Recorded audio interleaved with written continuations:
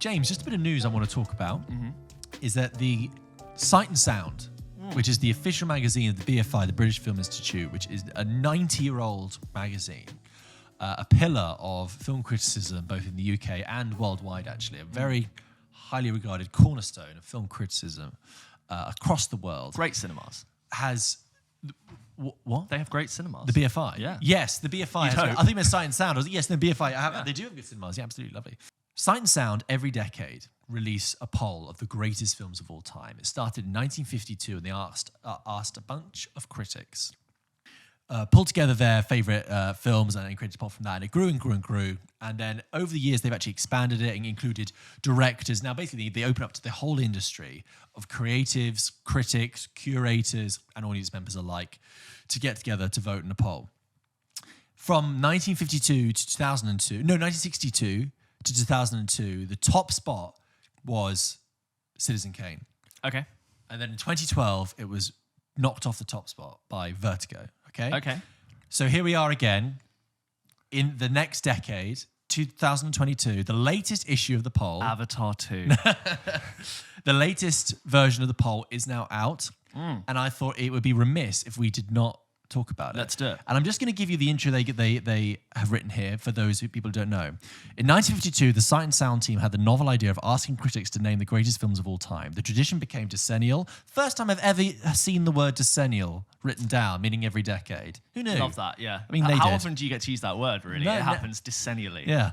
Increasing in size and prestige as the decades pass. The Sight and Sound poll is now a major bellwether of critical opinion on cinema, and this year's edition, which is the 8th, is the largest ever, with 1,639 participating critics, programmers, creators, archivists, academics, each submitting their top 10 ballots. That's how it works. Each person submits their top 10 favourite films, and then it's aggregated into a group of 100. I get that, okay. So what has risen the ranks? What has fallen? Has 2012's winner, Vertigo, held on to the title? Okay, so... You're going to go... I'm going to go to the top 10. I'm going to go to the top.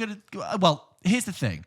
I wanted to bring this poll up because we've had a lot of emails recently talking about how are people going to get in touch with film traditions and film history and things outside of that. And I'll go through the top 10 and you'll quickly realise that a lot of these films... I've seen probably very few. Very few of them, and heard of even less. Right? And just before you go into it, what an amazing tool for someone who's going, wow, I really feel like I want to connect with films that have completely passed me by, completely before my age. I didn't have anyone, parent, friend, teacher, who is able to point me in the right direction. What a menu of things to start. Exactly. And you and I have talked about a lot of films on this show. We have barely scratched the surface when you look at films like this. Okay. It's not The Dark Knight. I'll give you the top 10 and I'll run through them relatively quickly because some of them... 10 to 1? I think we shouldn't we? Yeah, it's more fun that way. So, first of all, do you want to have any guesses about what might be in the top 10 that you think of the greatest films of all time as voted for by all those people? I want to say... because Bad Boys 2? Bad Boys 2, Point Break. I think it's going to be something like a Mulholland Drive prediction, but I don't think I'll know many of them. Mulholland Drive is in the top 10. It is in the top 10. Okay. Is Vertigo still there? Yes. Is... okay, I'll try and guess one more. Is Serpico there? Serpico? No. Is... No, I'm going to leave it. Go on. I don't think I'll know many of them. And number 10, according to the BFI... Sight and Sound, greatest films of all time, is Singing in the Rain. Okay. Yeah. I wouldn't argue with that. Good film. I would happily watch it again. I've only seen it once, but I thought it was very good. I think filmy people love it because it's very self-reflexive about filmmaking, and there you go. And they say, of course, that Hollywood's troubled transition from silent to talking pictures at the end of the 1920s provided the inspiration for perhaps the greatest of movie musicals. Okay. Number 9, film I've never heard of, and I'll just save you guessing, James.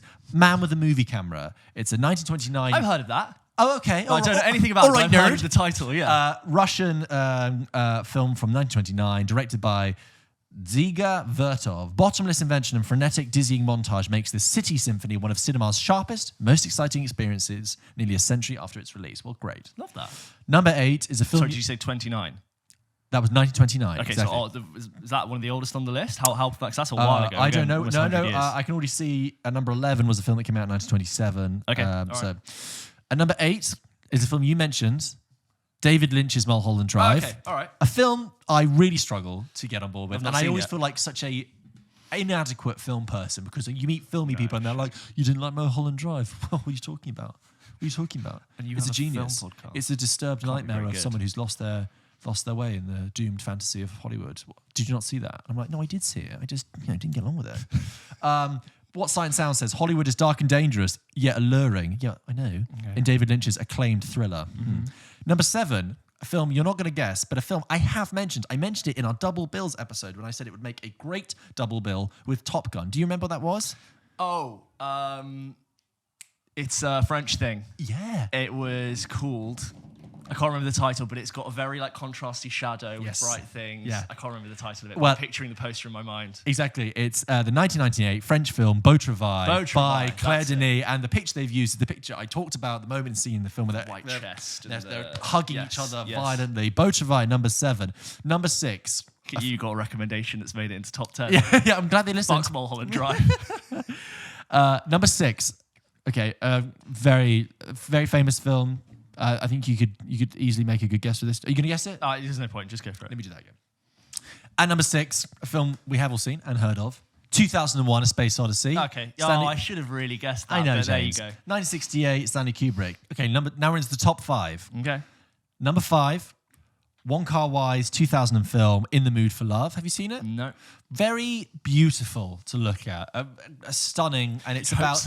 It's about. I mean, how do they describe it here? Wong Kar-wai's masterpiece is a heartbreaking story of illicit love that pulses with the ache of repressed desire. It's the story of these 2 neighbors, if I remember this correctly, who they discover that their other halves have had an affair with each other, I believe, and there's this kind of implicit sort of expectation for them to sort of. Also, they have the shared connection, the shared attraction, but it's very understated. Are they going to make a move? What's the thing? And it's wonderfully shot. Oh my God, amazing.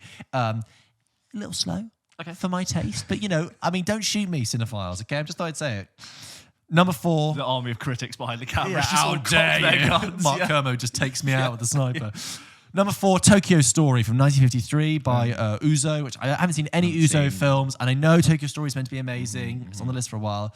Number 3 is the film that was number 1 for ages. No. The film that was number 1 for ages, which was Citizen Kane. Right, okay. Citizen Kane, seen it? Down. No, not seen Citizen Kane. It is the Citizen Kane of movies. It is actually. I said, it's not Citizen Kane, and I've not seen Citizen Kane, but I know it as that. I will say, having seen it, you do watch and you go, oh yeah, that's pretty.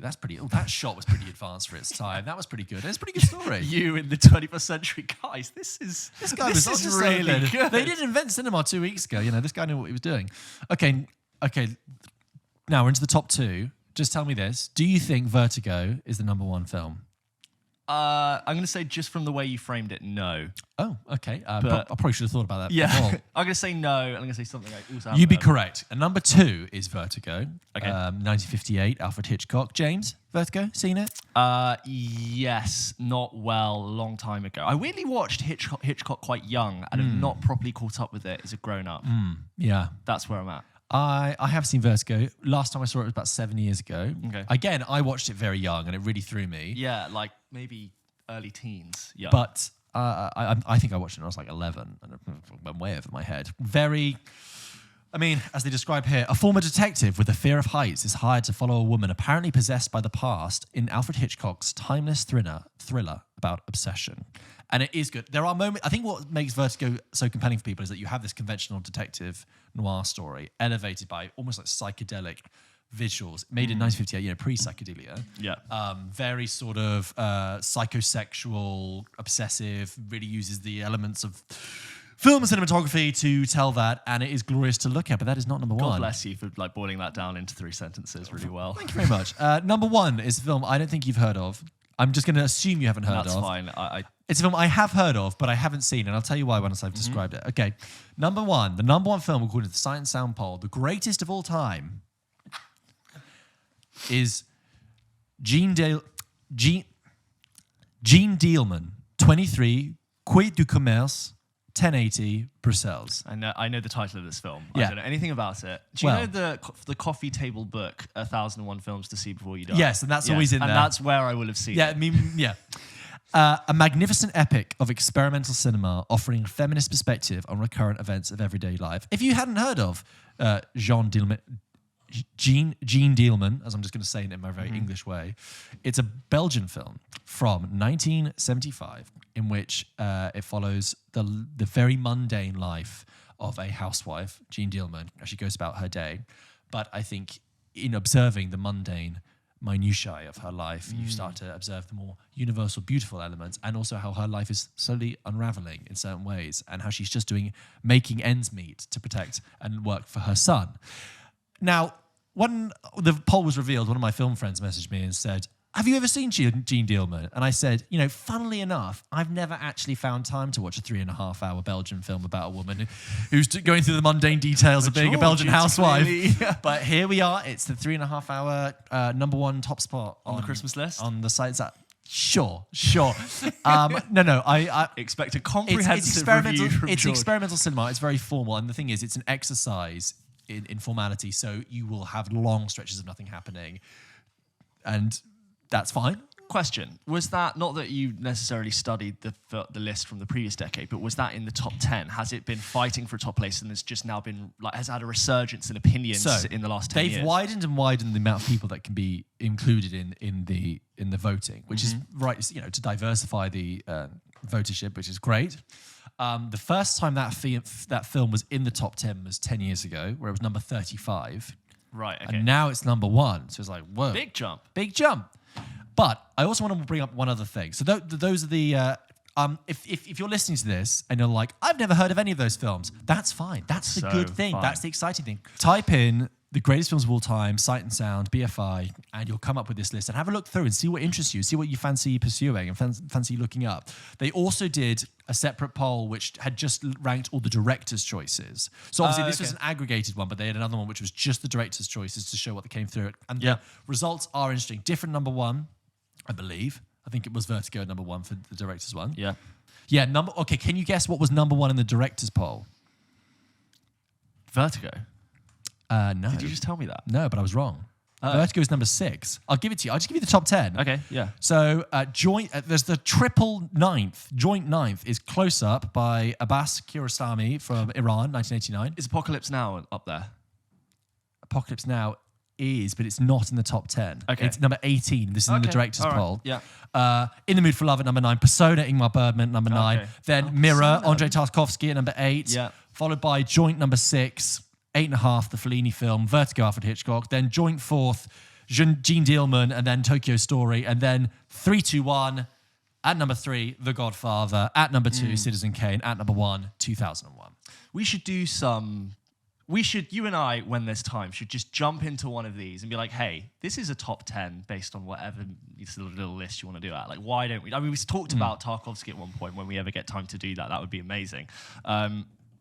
But yeah, I'd love to hear from people who've seen these films. If any of these caught you by surprise, if you've seen any of these and want to also go, hey, that one's on the list, you should definitely see it. Yeah. It's really good. Please write in. And if you want to write in and say, George, for goodness sake, Wong Kar-wai and In the Mood for Love is not a slow film, for goodness sake. Yes. Let me know. But I would also just like to say, as this is now 2022, there have been films released in the past 10 years since the past poll. Do you want to know the 3 films that have come out in the past decade that have made it into the top 100 films of all time? Or would you like to guess? In the last 10 years? Yes. So since the last poll in 2012, 3 films that have come out in the time since then are now in there. Parasite? Correct. Moonlight? Yes. But yes, both right. And the Best Picture winners. And